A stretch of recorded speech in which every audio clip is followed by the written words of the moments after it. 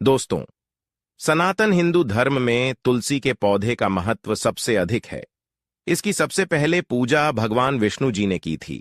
भोले कन्हैया कहते हैं। जिस प्रकार देवी लक्ष्मी से वैकुंठ को ऐश्वर्य प्राप्त है, उसी प्रकार वैकुंठ में तुलसी के कारण ही पवित्रता प्राप्त है।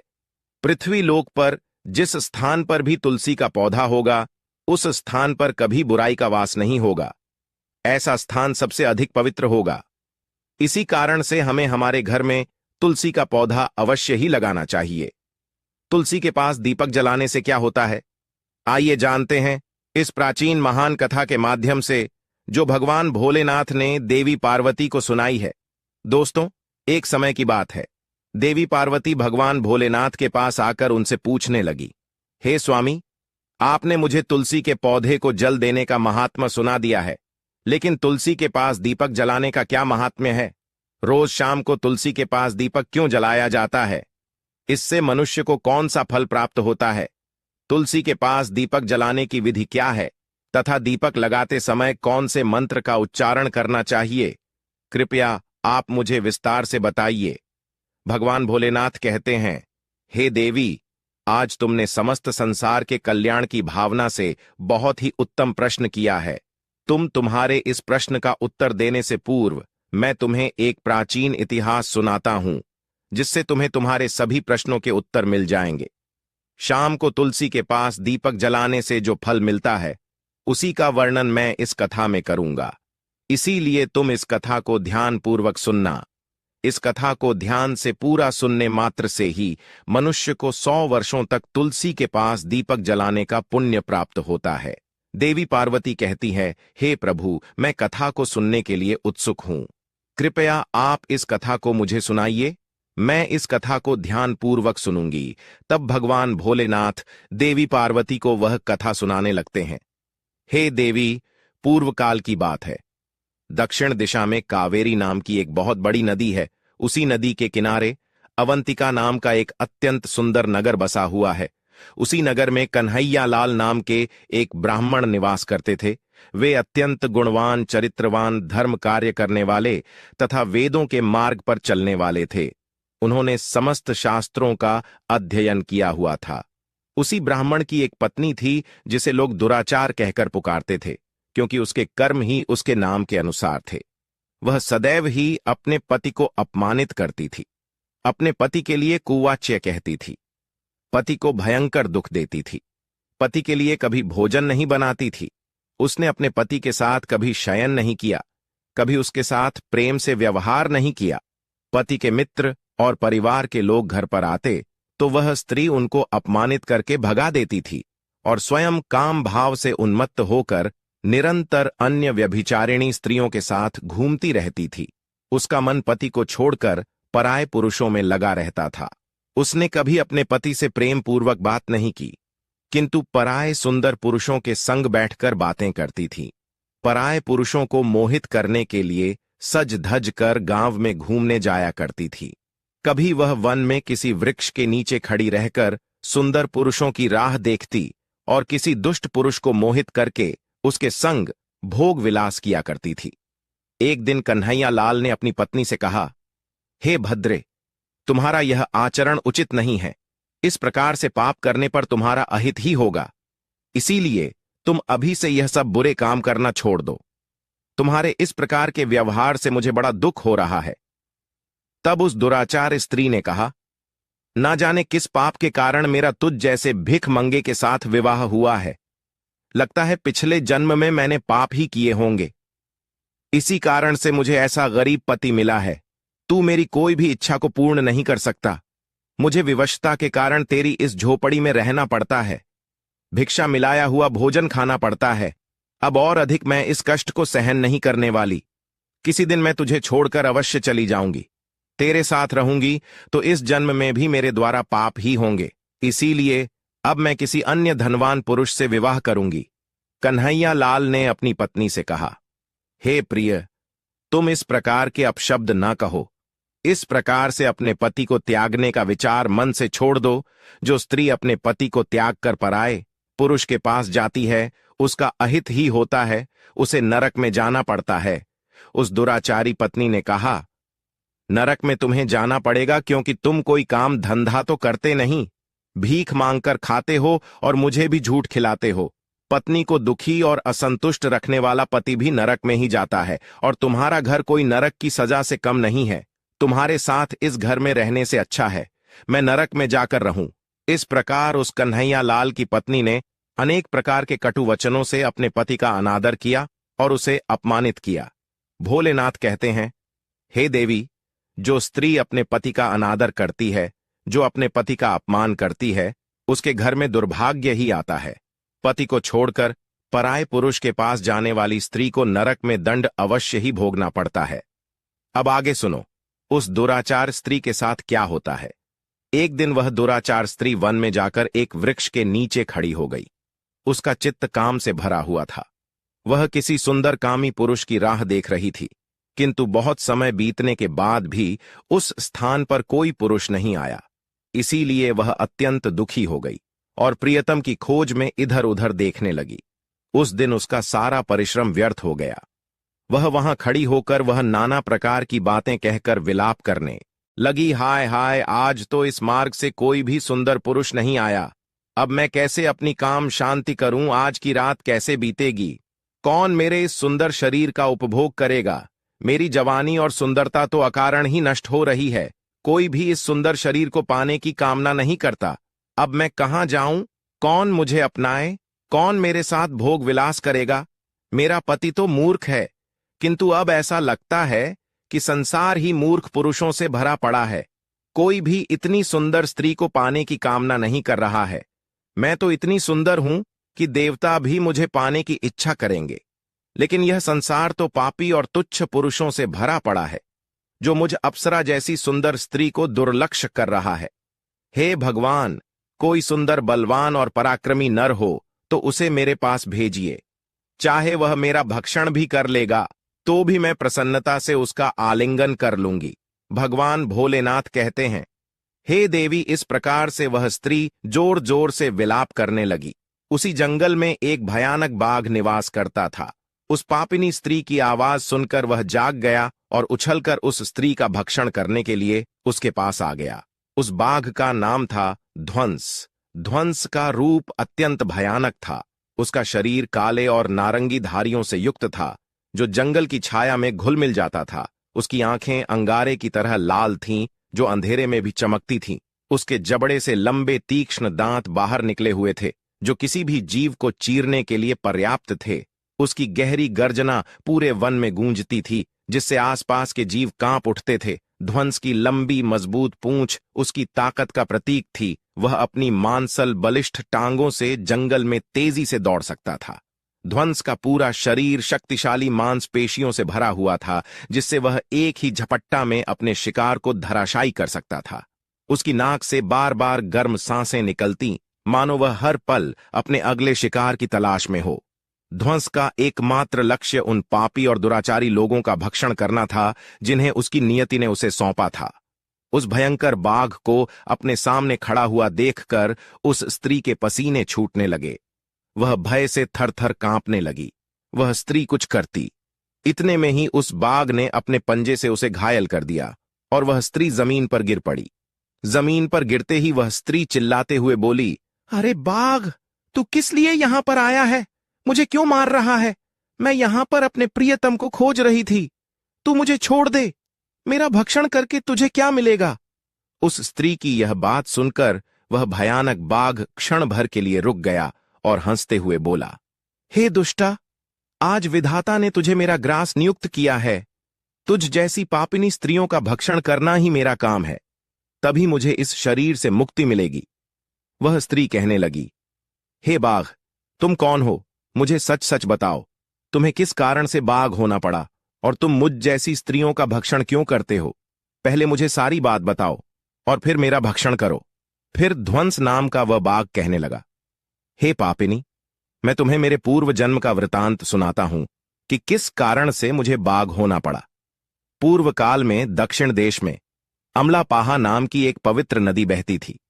उसी नदी के तट पर मुनिपर्णा नाम की एक नगरी बसी हुई थी। यह नगरी अपने सुंदर मंदिरों, शांत वातावरण और धार्मिक अनुष्ठानों के लिए प्रसिद्ध थी।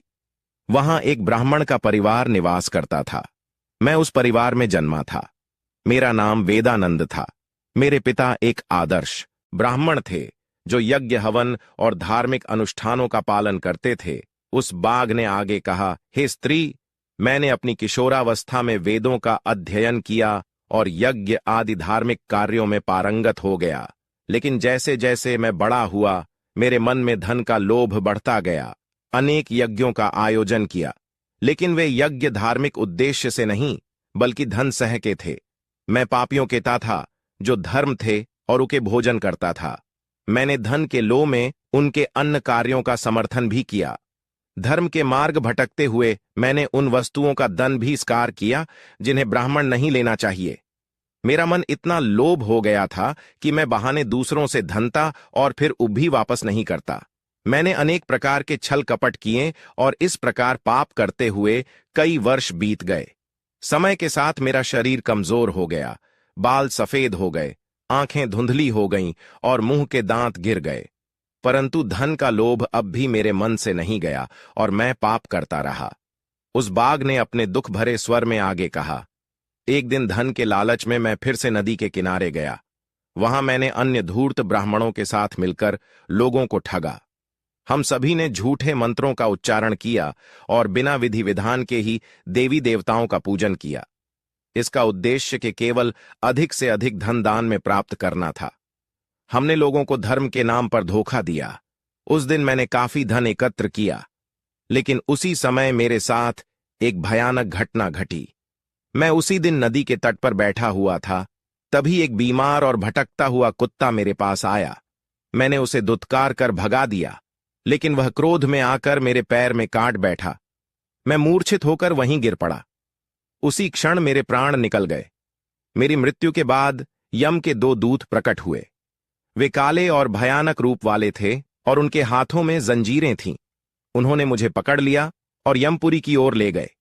यमपुरी में मुझे यमराज के सामने खड़ा किया गया। यमराज ने अपने दिव्य सिंहासन से चित्रगुप्त को आदेश दिया कि वे मेरे कर्मों का लेखा जोखा प्रस्तुत करें। चित्रगुप्त ने बड़े ही गंभीर स्वर में कहा, हे धर्मराज, यह ब्राह्मण जिसका नाम वेदानंद था ने अपने जीवन में घोर पाप किए हैं। इसने धर्म के नाम पर लोगों को ठगा, झूठे मंत्रों का उच्चारण कर यज्ञ किए और भगवान का अपमान किया। यह धन के लालच में धर्म से दूर हो गया। इसने कभी भी धर्म का पालन नहीं किया, इसीलिए यह पापी ब्राह्मण नरक जाने के योग्य है। फिर यमराज ने अपने दूतों को आदेश दिया, इस पापी को नरक की अग्नि में डाल दो। यह वहां जाकर अपने कर्मों का फल भोगे। इसके बाद मुझे नरक की भयंकर अग्नि में डाल दिया गया। वर्षों तक मैंने वहां की यंत्रणा सहन की। मेरी आत्मा को भयंकर पीड़ा सहनी पड़ी। अनेक वर्षों की सजा के बाद मेरे पापों के कारण मुझे बाघ का शरीर प्राप्त हुआ और मैं इस दुर्गम वन में निवास करने लगा। ध्वंस ने अपनी कहानी को समाप्त करते हुए कहा, अपने पूर्व जन्म के पापों का प्रायश्चित करते हुए मैंने संकल्प लिया कि मैं कभी भी महात्मा, साधु पुरुष या सती स्त्रियों का भक्षण नहीं करूंगा। मैं केवल उन पापियों, दुराचार और कुल्लटा स्त्रियों का ही भक्षण करता हूं जिन्होंने अपने जीवन में अधर्म के मार्ग पर चलकर दूसरों को दुख दिया है। मुझे विश्वास है कि ऐसा करने से मुझे मेरे पापों से मुक्ति मिलेगी और मैं इस शरीर से जल्द ही मुक्त हो जाऊंगा। भोलेनाथ कहते हैं, हे देवी, इस प्रकार से उस बाघ ने अपने पूर्व जन्म का वृत्तांत सुना दिया और उस स्त्री से कहने लगा, हे पापिनी, तेरे आचरण से तू कुल्लटा दिखाई पड़ती है। अपने पति को छोड़कर तू इस वन में अन्य पुरुषों के साथ भोग विलास करने के लिए आई है, इसीलिए आज तू मेरा ग्रास अवश्य बनेगी।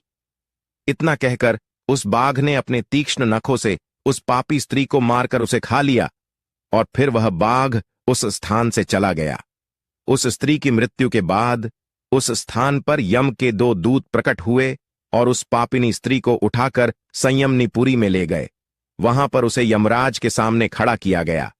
फिर चित्रगुप्त ने उस स्त्री का लेखा जोखा निकालते हुए यम से कहने लगे, हे धर्मराज, यह स्त्री तो अत्यंत पापिनी है। इसने घोर पाप किए हैं। इसने व्यभिचार किया है। इसने अपने पति की कभी सेवा नहीं की। अपने पति को भूलकर पराए पुरुषों के संग भोग विलास किया करती थी। उसके पापों को सुनकर यमराज अत्यंत क्रोधित हो गए। और उन्होंने उस स्त्री को अग्नि से भरे हुए कुंडों में डालने का आदेश दिया। यमराज के आदेश को सुनकर वह स्त्री अत्यंत भयभीत हो गई और फिर वह दुराचार स्त्री यमराज से कहने लगी, हे धर्मराज, कृपया मुझे मेरे पापों के लिए क्षमा करें। मैंने यह अनजाने में पाप किए हैं। कृपया मुझे प्रायश्चित का अवसर प्रदान करें। यमराज कहते हैं, हे स्त्री, तुमने जो पाप किए हैं वे निंदनीय हैं। तुम्हारे पापों के लिए कोई प्रायश्चित नहीं है। जो स्त्री अपने पति का त्याग करती है, अपने पति को छोड़कर पराये पुरुष के संग विहार करती है, उसे निश्चित ही नरक में जाना पड़ता है। इसीलिए अब तुम्हें नरक की यातनाएं भोगनी ही पड़ेगी। फिर यमराज ने अपने दूतों से कहा, हे दूतों, इस पापी स्त्री को ले जाओ और इसे भयंकर नरकों में डाल दो। यह उसी के योग्य है। फिर यम के दूत उस स्त्री को नरक में ले जाते हैं। फिर अनेक वर्षों तक उसे जलते हुए तेल के कुंड में पकाया गया। फिर उसे निकालकर ररव नामक नरक में डाल दिया गया। इस प्रकार से उसे अनेक वर्षों तक अलग अलग नरकों में डाला गया। नरक में कष्ट भोगने के बाद वह महापापिनी स्त्री पुनः पृथ्वी लोक पर आकर चांडा के रूप में उत्पन्न हुई। चांडाल के घर में जन्म लेकर वह फिर से अनेक पाप करने लगी, व्यभिचार करने लगी, अनेक पापी पुरुषों के संग विहार करने लगी। फिर कुछ समय बाद पूर्व जन्म के पापों के कारण उसे कोढ़ का रोग हो गया और वह भयानक पीड़ा सहन करने लगी। उसका अंगंग जलने लगा, उसके नेत्रों में पीड़ा होने लगी। इस दुख को सहन करती हुई वह दिन बिताने लगी। फिर एक दिन वह तीर्थ में स्नान करने के उद्देश्य से अंतपुर में चली गई। वहां पर वह एक आश्रम के बाहर निवास करने लगी। उस आश्रम में एक तुलसी का पौधा था। अन्य स्त्रियों को वहां पर तुलसी के पास दीपक जलाते हुए देखकर उस पापी स्त्री को बड़ा आश्चर्य हुआ। फिर एक दिन वहां पर निवास करने वाले एक साधु से उस स्त्री ने पूछा, हे साधु महाराज, यह कौन सा पौधा है और यह स्त्रियां इसके नीचे दीपक क्यों जला रही हैं? तब उस साधु ने कहा, हे कल्याणी, यह अत्यंत पवित्र तुलसी का पौधा है। इसके दर्शन करने मात्र से ही संकटों का नाश होता है। इस तुलसी को जल देने से देवी देवताओं की कृपा प्राप्त होती है तथा इस पवित्र पौधे के पास दीपक जलाने से समस्त पाप नष्ट होते हैं। उस साधु की बात सुनकर उस स्त्री को बड़ी प्रसन्नता हुई और उसने साधु से कहा, हे साधु महाराज, यदि कोई अत्यंत पापिनी स्त्री भी इसके पास दीपक जलाएगी तो उसके पाप नष्ट होंगे। क्या वह साधु कहते हैं, हे पुत्री, यह सत्य है। यदि किसी स्त्री ने घोर पाप भी किए हो तब भी उसके पाप नष्ट होते हैं। उसके सभी जन्मों के पाप भी तुलसी के पास दीपक जलाने से नष्ट होते हैं। किंतु हे पुत्री, तुम कौन हो और किस कारण से यह प्रश्न पूछ रही हो? वह स्त्री कहती है, हे साधु महाराज, मैं महापापिनी हूं। मैंने व्यभिचार किया है तथा अनेक प्रकार के पाप किए हैं। मेरे पापों के कारण ही मेरी ऐसी दुर्दशा हुई है। कृपया मुझे पापों से मुक्ति का उपाय बताइए। साधु कहते हैं, हे पुत्री, अब से तुम नित्य इस तुलसी के पास दीपक जलाओ। तुम्हारे समस्त पाप और दोष समाप्त हो जाएंगे। उस साधु की बात सुनकर उस पापी स्त्री ने भी वही किया। उसने तुलसी के पौधे के पास एक दीपक जला दिया। इस प्रकार से वह स्त्री नित्य उसी स्थान पर तुलसी के पास दीपक जलाने लगी। फिर एक दिन वह स्त्री शाम के समय तुलसी के पास दीपक जलाने लगी तो उसी समय उसकी हृदय फटने से उसकी मृत्यु हो गई और वह वहीं जमीन पर पड़ी रही। फिर यमराज के दो दूत उस स्त्री को यमलोक ले जाने के लिए उस स्थान पर प्रकट हुए। जैसे ही यम के दूत उस पापी स्त्री को पाश में बांधकर ले जाने लगे, भगवान विष्णु के दो पार्षद उस स्थान पर प्रकट हुए। वे दिव्य पार्षद अत्यंत तेजस्वी और दिव्य आभा से युक्त थे। उनके शरीर से स्वर्णिम प्रकाश की किरणें निकल रही थीं, जो चारों ओर का अंधकार दूर कर देती थी। उनका रूप इतना मोहक और दिव्य था कि उन्हें देखकर किसी का भी मन श्रद्धा से भर जाता। उनके चेहरे पर शांत मुस्कान थी, जो अपार करुणा और दया का प्रतीक थी। उनके वस्त्र रत्न जड़ित और रेशमी थे, जो नीले और सुनहरे रंग में चमक रहे थे, मानो स्वयं वैकुंठ का सौंदर्य उनके व्यक्तित्व में समाया हो। उनके कानों में सुनहरे कुंडल झूल रहे थे, जिनसे दिव्य संगीत की ध्वनि प्रतीत होती थी। उनके माथे पर तिलक और चमकती हुई बिंदी थी, जो उनके दिव्यता का सूचक थी। वे दोनों विशाल कद और बलिष्ठ थे। उनके हाथों में दिव्य गदा थी, जो न्याय और धर्म की शक्ति का प्रतीक थी। वे उस स्त्री को अपने दिव्य स्पर्श से मुक्ति का आश्वासन देने आए थे, जिससे उसके सभी पाप नष्ट हो सकें और उसे स्वर्ग की यात्रा का अधिकारी बना सकें। उन पार्षदों ने यमराज के दूतों को रोक लिया और कहने लगे, हे यमदूतों, इस स्त्री को तुम छोड़ दो। यह स्त्री नरक जाने के योग्य नहीं है। तुम किसके आदेश से ऐसा अधर्म कर रहे हो? फिर यम के दूत कहने लगे, हे पार्षदों, हम यमराज के आदेश से इस पापी स्त्री को उठाकर ले जा रहे हैं, किंतु आप हमें किस कारण से रोक रहे हो? यह स्त्री अत्यंत पापी है, इसे नरक में ले जाने की आज्ञा मिली है। यह सुनकर भगवान विष्णु के पार्षद मुस्कुराए और बोले, हे यमदू, तो तुम सत्य बोलते हो, लेकिन इस स्त्री का एक ऐसा पुण्य भी है जो इसके समस्त पापों को मिटा चुका है। क्या तुमने देखा नहीं कि इसने अपने जीवन में संध्या के समय तुलसी के समीप दीपक जलाया है? यमदूतों ने चकित होकर पूछा, हे पार्षदों, क्या केवल तुलसी के समीप दीपक जलाने से इसके समस्त पाप नष्ट हो सकते हैं? भगवान विष्णु के पार्षदों ने गहन दृष्टि से यमदूतों की ओर देखा और समझाया, तुम इस बात को नहीं समझते। यमदूतों, तुलसी भगवान विष्णु की परम प्रिय है, और जो भक्त श्रद्धा और भक्ति से तुलसी के समीप दीपक जलाता है, वह विष्णु की कृपा का पात्र बन जाता है। संध्या के समय दीपक जलाने का पुण्य अनंत गुना बढ़ जाता है, और यह न केवल उसके पापों को नष्ट करता है, बल्कि उसे स्वर्ग का अधिकारी भी बनाता है। इस स्त्री ने सच्चे मन से तुलसी का पूजन किया और दीपक प्रज्वलित किया है। इसी कारण इसके सारे पाप जलकर राख हो चुके हैं। अब यह नरक जाने के योग्य नहीं है। यमदूतों ने अपने हाथ जोड़कर कहा, हे पार्षदों, आप सत्य कह रहे हैं। हमें इसके भक्ति के बारे में जानकारी नहीं थी। यदि यह भगवान विष्णु की प्रिय भक्त है, तो इसे हम कैसे नरक ले जा सकते हैं? भगवान विष्णु के पार्षदों ने मधुर स्वर में कहा, इसीलिए हे यमदू, तो अब तुम लौट जाओ। इस स्त्री ने तुलसी की सेवा की है। वह उस दीपक की रोशनी में अपने सारे पापों को भस्म कर चुकी है। अब इसे विष्णु लोक में ले जाया जाएगा, जहां इसका स्वागत होगा। यह अब स्वर्ग की अधिकारी बन चुकी है। पार्षदों की बात सुनकर उन यमदूतों ने उस स्त्री को उसी स्थान पर छोड़ दिया और यमलोक लौट गए। वहां जाकर उन्होंने यमराज को सारा वृत्तांत सुना दिया। फिर भगवान विष्णु के पार्षद उस स्त्री को दिव्य विमान में बिठाकर स्वर्गलोक ले गए। भगवान भोलेनाथ कहते हैं, हे देवी पार्वती, इस प्रकार से तुलसी के पास केवल दीपक जलाने मात्र से ही मनुष्य के सभी पाप नष्ट हो जाते हैं। जो स्त्री नित्य शाम को तुलसी के पास दीपक जलाती है, वह सौभाग्यशाली बनती है। उसके पूर्व जन्मों के सभी पाप नष्ट हो जाते हैं। उसे सुख समृद्धि की प्राप्ति होती है। रोज तुलसी के पास दीपक जलाते समय इस मंत्र का उच्चारण करना चाहिए। ओम तुलसी देव्य च विद्महे विष्णु प्रिया यच धीमहि तन्नो वृंदा प्रचोदयात्। भोलेनाथ कहते हैं, हजारों अमृत के घड़ों से नहलाने पर भी भोले कन्हैया को उतनी तृप्ति नहीं होती जितनी वे मनुष्यों के द्वारा तुलसी का एक पत्ता चढ़ाने से प्राप्त करते हैं।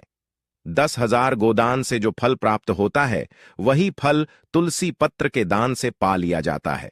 जो मृत्यु के समय अपने मुख में तुलसी पत्र का जल पा जाता है, वह संपूर्ण पापों से मुक्त होकर भोलेनाथ के धाम जाता है। जब भक्त तुलसी के पास दीपक जलाता है, तो उस प्रकाश में निहित ऊर्जा नकारात्मक शक्तियों को नष्ट करती है और सकारात्मकता का संचार करती है। यह आध्यात्मिक वातावरण को शुद्ध करता है और घर में देवताओं की कृपा को आकर्षित करता है। दीपक का प्रकाश अज्ञान के अंधकार को दूर करता है और ज्ञान की ज्योति को प्रज्वलित करता है। तुलसी के पास दीपक जलाने से मनुष्य के भीतर शुद्धता और पवित्रता का भाव उत्पन्न होता है, जिससे उसकी भक्ति और ध्यान की शक्ति बढ़ती है। यह मान्यता है कि जब व्यक्ति तुलसी के पास दीपक जलाकर उसकी आरती करता है, तो भगवान विष्णु का ध्यान अधिक सरलता से प्राप्त होता है। यह साधक के मन को स्थिर और शांति की ओर ले जाता है, जिससे ध्यान में एकाग्रता बढ़ती है। तुलसी के पास दीपक जलाने का अनुष्ठान सूर्यास्त के समय करना अत्यंत शुभ माना जाता है। इस समय दीपक जलाकर तुलसी माता की आरती की जाती है और भगवान विष्णु का स्मरण किया जाता है। इसे करने से विशेष पुण्य प्राप्त होता है। प्रतिदिन संध्या समय में तुलसी के पास दीपक जलाते समय ओम नमो भगवते वासुदेवाय मंत्र का जाप करना चाहिए। यह मंत्र घर की नकारात्मकता को दूर करता है और भगवान विष्णु की कृपा प्राप्त करता है। तुलसी के पास घी या तिल के तेल का दीपक जलाना शुभ होता है। घी का दीपक अधिक पवित्र माना जाता है, लेकिन यदि संभव ना हो तो तिल के तेल का दीपक भी जलाया जा सकता है। तिल के तेल का दीपक नकारात्मक ऊर्जा होने में सहायक होता है। ऐसा कहा गया है कि जो भक्त प्रतिदिन तुलसी के पास दीपक जलाता है उसे 7 जन्मों तक पुण्य मिलता है और वह कभी भी दरिद्रता का सामना नहीं करता। उसके घर परिवार में हमेशा सुख शांति और खुशहाली बनी रहती है। धार्मिक ग्रंथों में वर्णित है कि तुलसी के पास दीपक जलाने से पितृदोष, गृह दोष और काल सर्प दोष जैसी बाधाएं भी दूर हो सकती हैं। इस उपाय से घर में नकारात्मक ऊर्जा का नाश होता है और सकारात्मक ऊर्जा का संचार होता है। तुलसी के पास दीपक जलाने से आत्मा की शुद्धि होती है और यह जन्म जन्मांतर के पापों का नाश करता है। इससे आत्मा को शांति मिलती है और व्यक्ति को सद्गति प्राप्त होती है। यह भी कहा गया है कि यदि कोई व्यक्ति जीवन के अंतिम दिनों में तुलसी के पास दीपक जलाकर भगवान का स्मरण करता है तो उसे मृत्यु के बाद यमदूतों का भय नहीं रहता और उसे सीधे भगवान के धाम में स्थान मिलता है।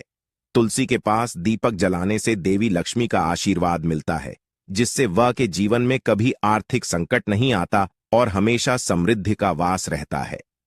तो दोस्तों, इस प्रकार से भगवान भोलेनाथ ने तुलसी के पौधे के पास दीपक जलाने का महत्व बताया है। आपको यह कथा कैसी लगी? कृपया कमेंट करके जरूर बताएं। जानकारी अच्छी लगी तो वीडियो को लाइक जरूर करें। कमेंट में जय भोलेनाथ, जय मां पार्वती, जय मां तुलसी जरूर लिखें। साथ ही चैनल को सब्सक्राइब करें।